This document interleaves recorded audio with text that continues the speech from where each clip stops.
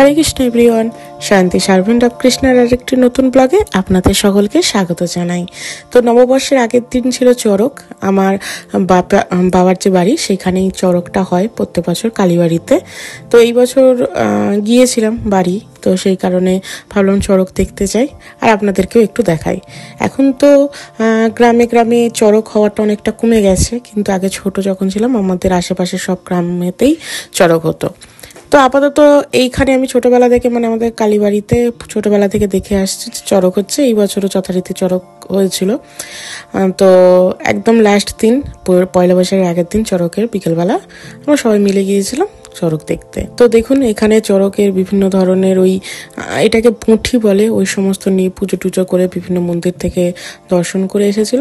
তারপর এখানে হবে ঝাঁপ, আর এখানে বাতাসা ছড়ানো হয়েছিল। বাতাসার সাথে সাথে ছোট ছোট কাঁচা আম সেটাও ছড়াচ্ছিল। তো ভাবলাম সেটাই আপনাদের সাথে একটু দেখাই।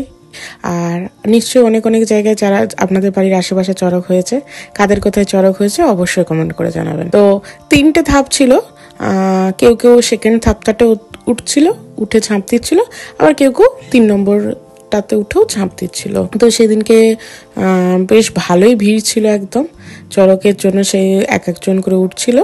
তারপরে প্রথমে ওই বাতাসা, কাঁচা আম, ছোট ছোট কাঁচা আম এইগুলো ছড়াচ্ছিল।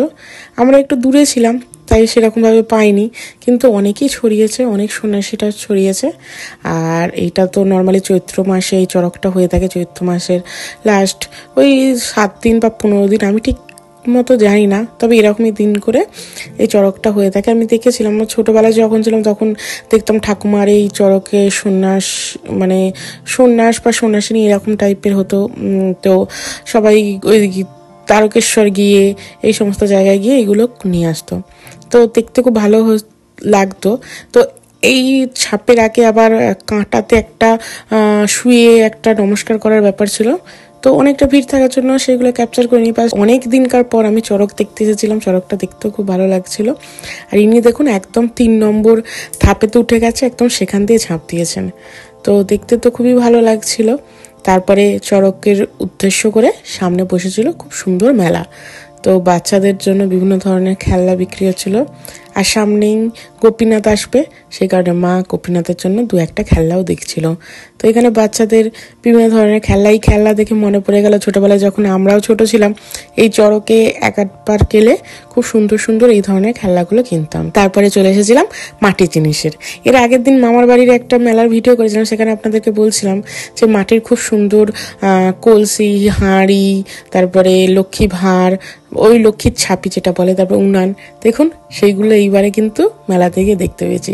কি সুন্দর এরকম উনানটা ছিল। আর এখানে মাটির বিভিন্ন ধরনের জিনিস ছিল, বড় লক্ষ্মীর ভাঁড়, ছোট লক্ষ্মীর ভাঁড়, বিভিন্ন ধরনের জিনিসপত্র ছিল।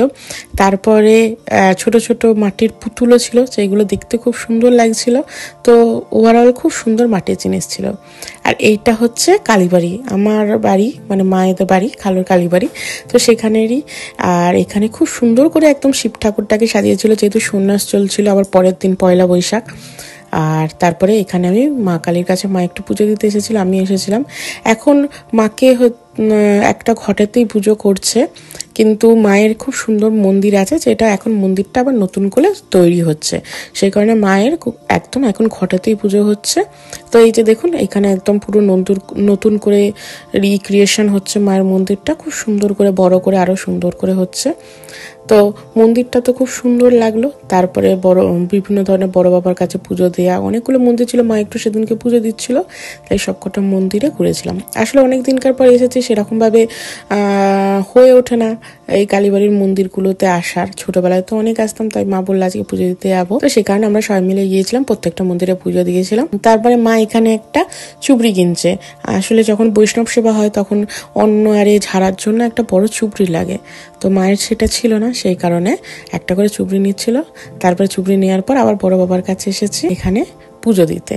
তো এই ছিল আমার চড়কের ভিডিও। কেমন লাগলো অবশ্যই কমেন্ট করে জানাবেন, ভালো লাগলে একটা লাইক করে দেবেন, আর যারা এখনো সাবস্ক্রাইব করেনি প্লিজ সাবস্ক্রাইব করে দেবেন। দেখা হবে নতুন আরেকটা ভিডিও নিয়ে। হরে কৃষ্ণা।